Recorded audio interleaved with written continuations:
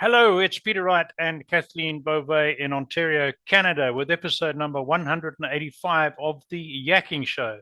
This is the show that aims to enlighten you, empower you, and hopefully entertain you as well, but most of all, to open you to new perspectives for the changing world we're living in. And to do that, we bring you interesting guests. Today's guest is no exception, but it's Kathleen's job to introduce guests because she does it a lot better than I do. So first, let's welcome co-host Kathleen Beauvais from Waterloo. How are you doing today, Kathleen? I'm doing great, Peter, and thank you for that intro. And thank you all so very much for tuning in to our show. We so appreciate you and we love reading your comments. So please keep those coming. And if anyone is interested in being a guest on our show, please don't hesitate to reach out to either Peter or myself. We'd love to hear from you. And as Peter mentioned, we do have another special guest with us today. Her name is Amy Hager. Amy, welcome to the show. How are you today? Good. Thanks for having me on. So, Amy is the co founder of the Content Personality Club and the lead coach with the Joyful Business Revolution.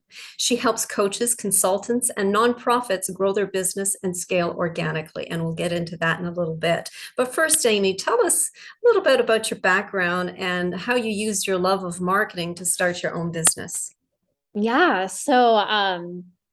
I feel like I've been building community since about the ripe old age of 9. And building community is part of marketing. I used to race goat-karts.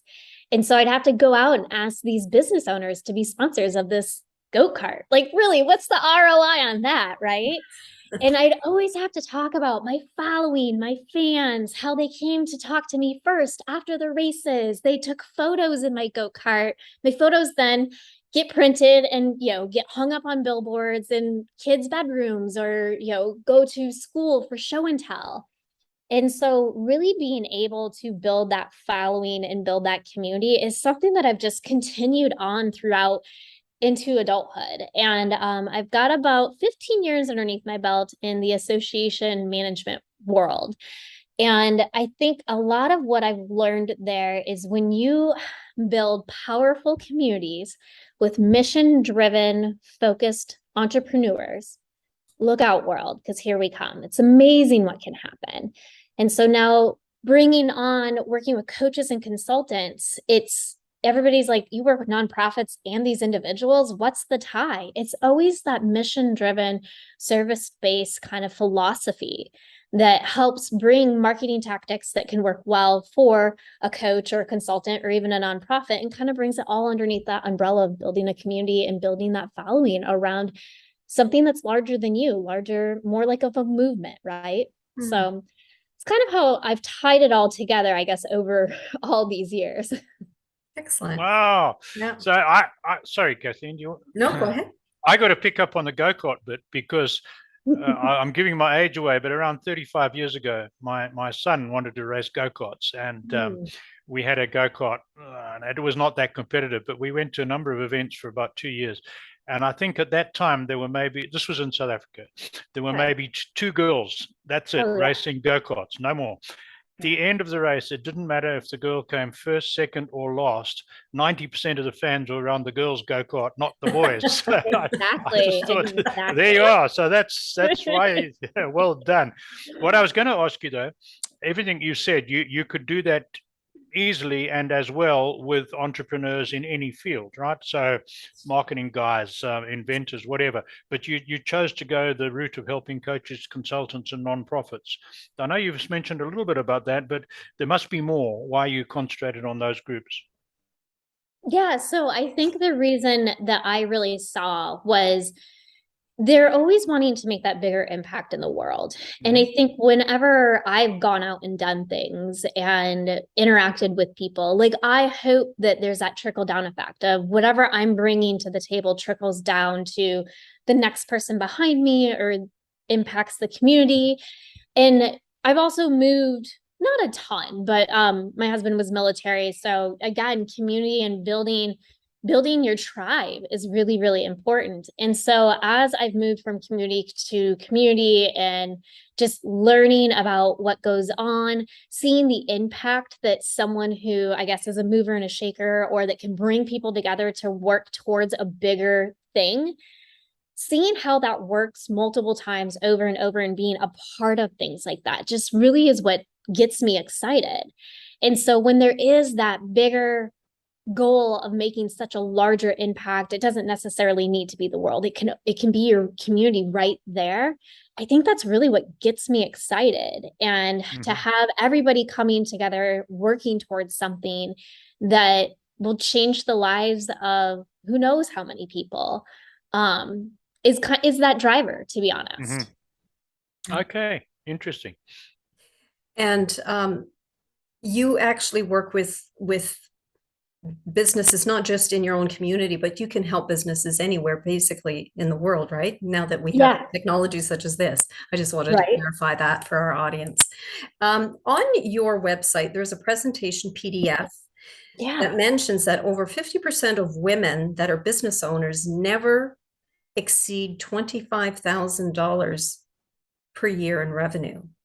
What is the biggest reason for this? Yeah, when we did this study, we really found the biggest reason there. I think there's two. One, we find mission-driven entrepreneurs tend to give too much away. They want to serve, they want to help. And so they have a very hard time charging a fee. They're also, when they are charging a fee, they're not priced for profit. You know, they're thinking, oh, I can charge $25 for this thing that I probably should be charging multiple hundreds or even thousands of dollars. And so when I work with people, it really is, you have to peel back that layer of the onion to understand why they started this thing and what they really want to do with the impact. And the one thing that we really do know is when mission-driven people make money, they make the biggest change. They're the ones who are out donating to different causes. They're the ones who are out volunteering or giving their staff the opportunity to go volunteer within different communities. And so we want to make sure that we're putting those mission-driven folks in the right position to be the leaders. And we know they can't be the leaders if they're counting pennies, having to, worry whether money's going to come in to pay their mortgage, to send their kids to school, to provide for their family. We know if they don't provide for their basic needs, they're not going to be able to expand and provide for that bigger community. Oh, interesting. And that very makes sense. Very good. And very true. When I think of some of the people that we've interviewed on the show that do a lot for community.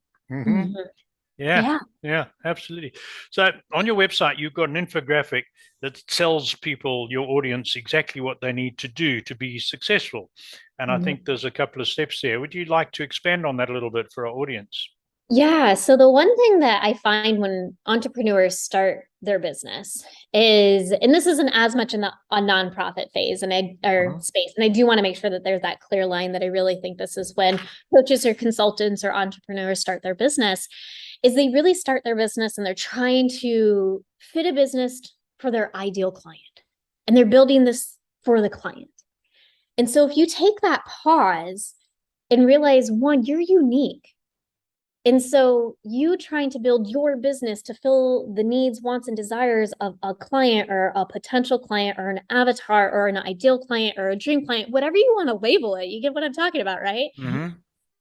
It's not going to be the right driver. And so when you really tap into the uniqueness of you and you really look into what you want out of this business, how you want to serve people, how you want to guide people, how you want to help people, that's when the magic happens. And so instead of worrying about, well, gosh, is it better for my ideal audience for me to host my workshop on Wednesday afternoon or Saturday morning? I say, I don't care what's best for your ideal audience. What's best for you? Do you want to host it on Wednesday afternoon or does Saturday morning work best? Oh, wait, none of that works out that well for you? Then why are you doing it? And so when we look at the uniquely you, once you've really figured that out, you can then build that offer. You then market that offer and really sell, or I like to say, enrolling people into the vision of the next best thing of themselves. And so starting with you, though, has to be that fundamental piece. Which goes right back to what you said earlier on about building a tribe, right? Yeah, exactly. Like some people are not going to be on the Amy Hager tribe. And that is okay. I want them still to find their tribe, right? I want them to find their community. And when we talk about what we do at the Joyful Business Revolution, this has been a community that's been on Facebook for a decade now and has slowly changed and grown as the owner, Shannon Hernandez, has changed and grown as she's brought on, team members, as I've come on to be her dynamic duo. And it's really great because some people love Shannon a little bit more than they love me, but I think the fundamental piece that they all want is they want a joyful business. And a lot of people build a business and end up hating it and wanting, to smack their head against the wall. And I always ask the question, well, if you have this business that you hate, why don't you just go back to corporate work?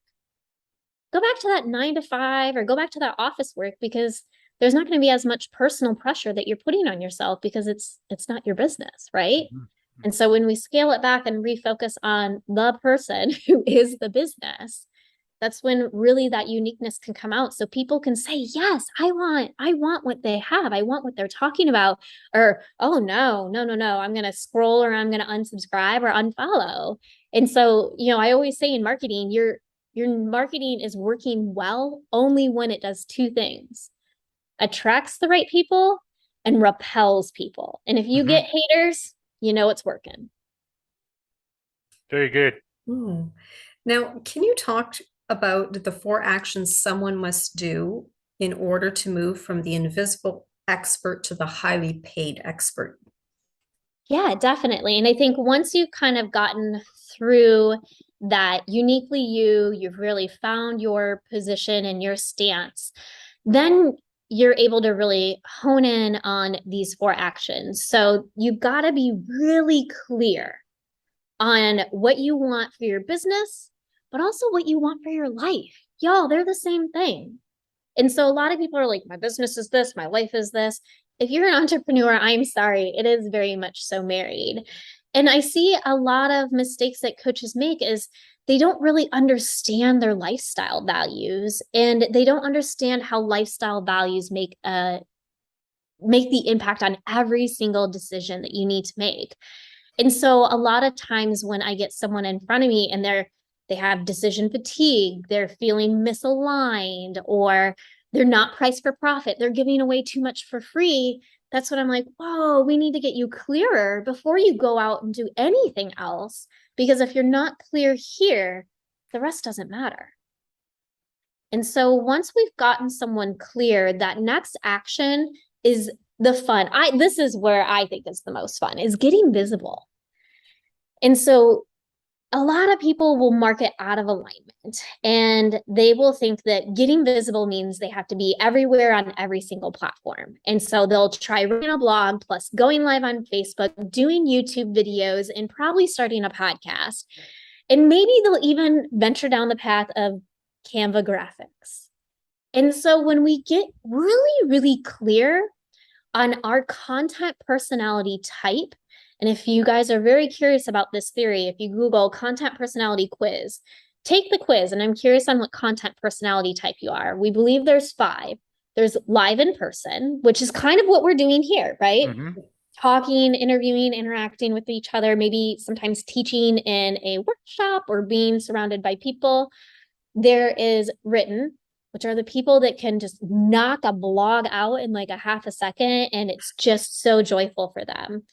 There's our audio personality types, a lot of radio DJs, those who have podcasts that don't have that video component, or even someone who could stand and like give a webinar and scroll through those slides, but not have their face on a video, is a great audio personality type. And then there's video, which would be, again, someone who could stand here and talk by themselves and really, I don't know, hold court and be able to really give a message and give a great presentation, but not need that interaction of the audience. And then the last one is visual. And so this is a lot of our graphic designers, our interior designers, those who love doing hand-drawn graphics, or even if you think about those days in school when you'd have your classmates who were doodlers on the side of their notes, those a lot of times end up being our visual content personality types. And so when we uncover that first piece of what is your content personality type, and then encourage you to only create content using that type, and just let the rest go, it really helps people become visible. And it really then feels much more aligned. Marketing shouldn't be a chore. It should be something fun. And so once we find how to make it fun for you, that's when you're having the confidence to do marketing and messaging. You're showing up regularly, and you're no longer going, "Oh, I need to create a video and write a blog today." Ugh. Exactly. We've all been there, right? For sure. Oh, yeah. Mhm. Yeah. So then Interesting. the third step is, so you've gotten clear in the first step. The second step, you're getting visible and you're using your content personality type to do so. Our third step is going to be really developing that strategy. So one, you can make sure that the messaging and marketing that you're doing is getting the effect of creating that following, getting people interacting with you, getting people engaging with you, and then ultimately getting them to enroll with you. And so a lot of people feel that a marketing strategy, though, is either too restrictive, or that they can't, well, I guess it's the same thing, too restrictive, or they can't be creative enough. And so then they don't even create a strategy at all. And so we see a lot of people who are like, I'm creating my year-long marketing strategy. And it just makes me pause, because how do you know what's going to be important in 6 months? Mhm. You're going to change and grow as a human. I'm sure you're going to interact with people and something's going to spark a light underneath you, right? And so we really encourage people to look at 90 days in advance for their strategy, and really focusing on what you want to sell, using that content personality type. And then we say focus on one social media platform plus growing your email list, because your email list are those super followers, right? They're the ones that have opted in to hear what you have to say. And so a lot of times when people either don't have a proper strategy that's built right for them, a 90-day strategy for Kathleen is not going to be the same 90-day strategy that I follow as Amy. And Peter, your 90-day strategy going to be different too, my friend. Mhm. So there's not no cookie cutter template that we can really create. And you have to tap into your energy and figure out, what does consistency mean for you? How does that feel for you, right? Mhm. And so once we've been able to really build out an individual strategy, it's that peace of mind from day to day that your business is operating, you're able to achieve your marketing goals, and you're able to get those paid clients lining up to work with you.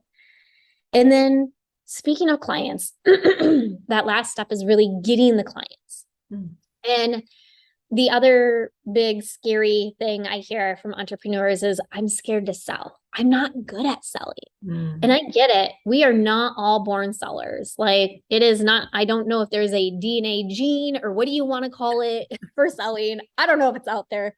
And so really being able to create a way to have conversation and enroll people into what the results are, and not really, it's showing up in service. You're not really selling them something. Mhm.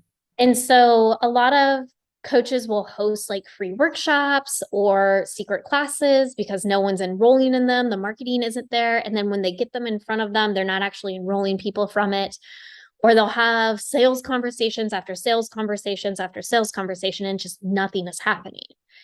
And so when we look at how you're interacting with a potential client and the questions that you're asking, as sales conversations to get clients should be that conversation and not presentation.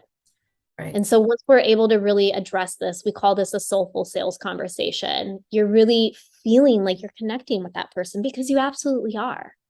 And it's scary to really figure out how to do that.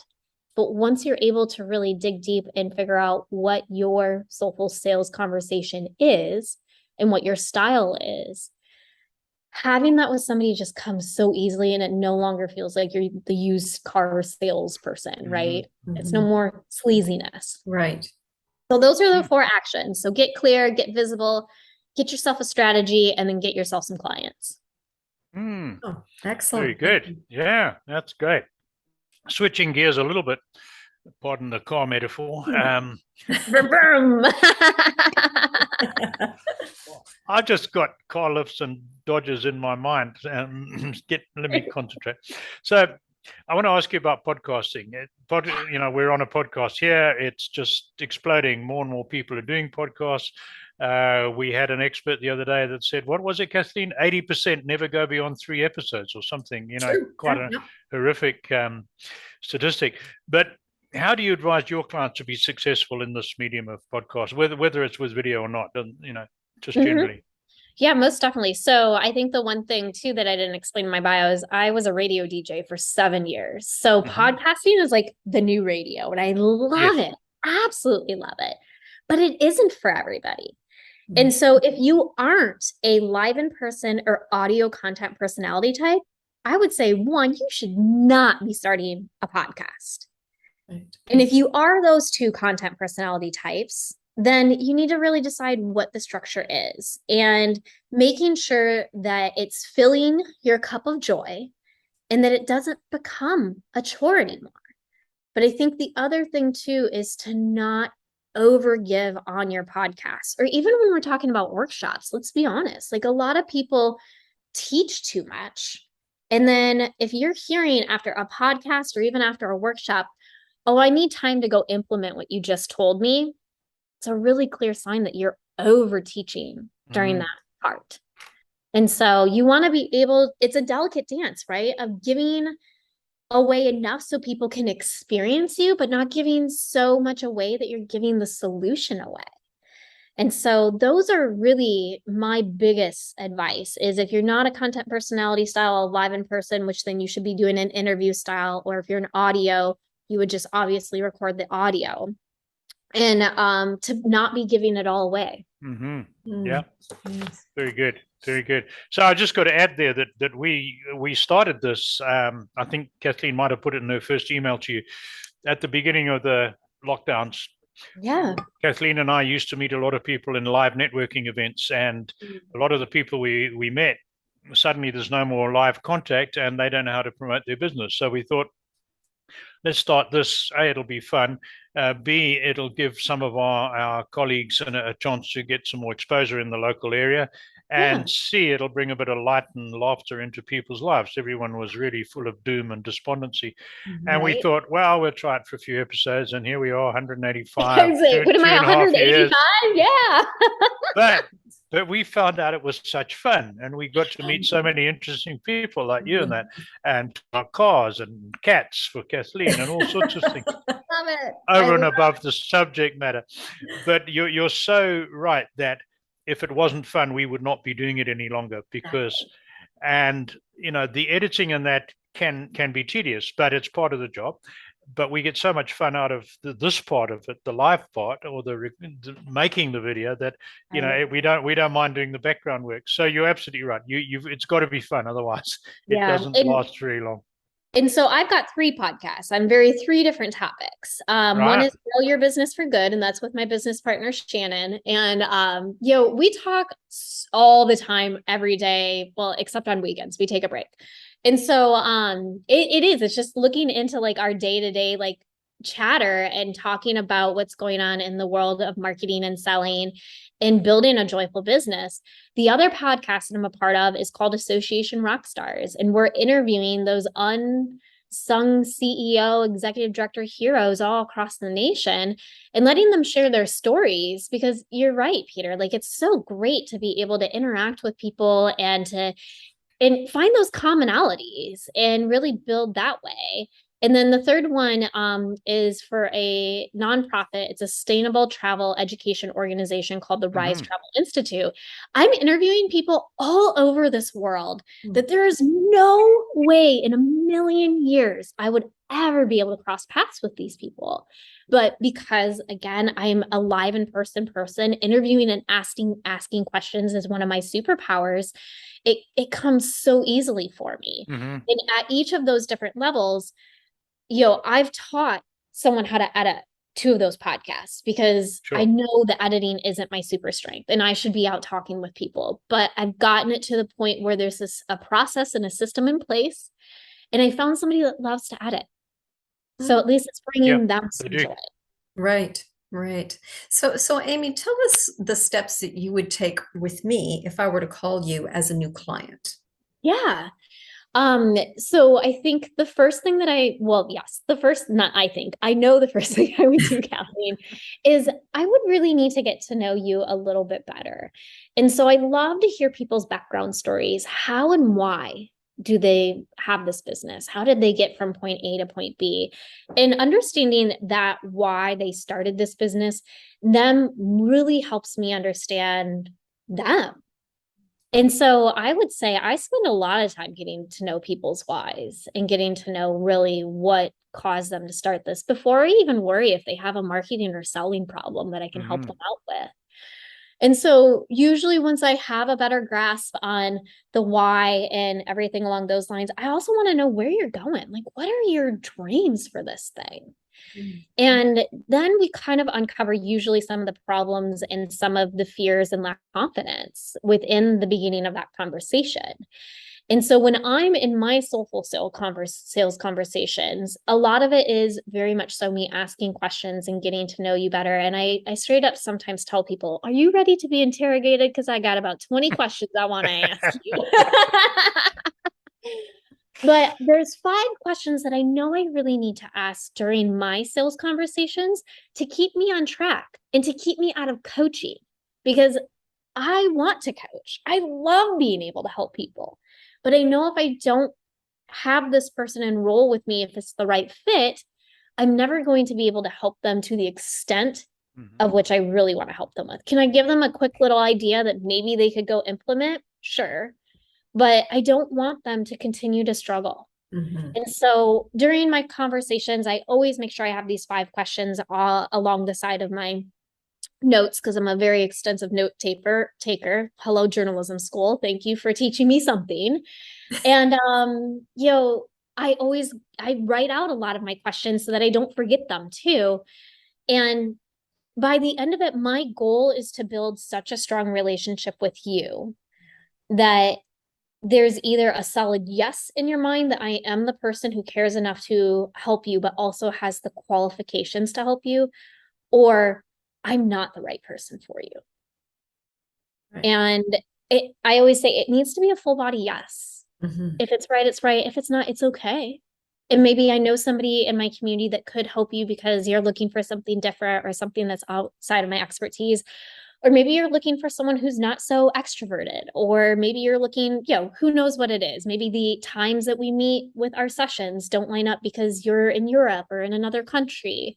And so spending that quality time getting to know people, though, is really how I start every conversation with everybody who comes into my community. Right. Good. So, Amy, here's what I call my burning question. Okay.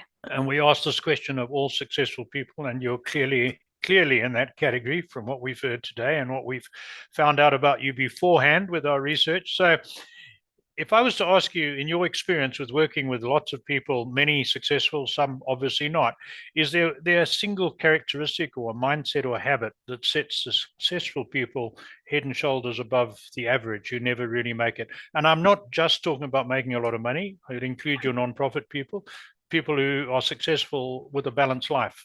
Yeah. Is there one thing, or is it more than one? I would say there's probably 2 that come to mind. One is knowing those lifestyle values and knowing your why. Really understanding and having a grasp on that. And here's the thing, they change and grow as we change and grow. So usually my top 5 lifestyle values are all about the same. And sometimes they kind of switch around.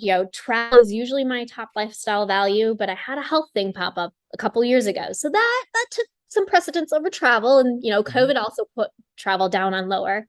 So I would say those who really understand their lifestyle values and their why, but then also those who are continuously curious. The world is constantly changing. And so just because you tried something before, don't be scared to try it again, but a different way now.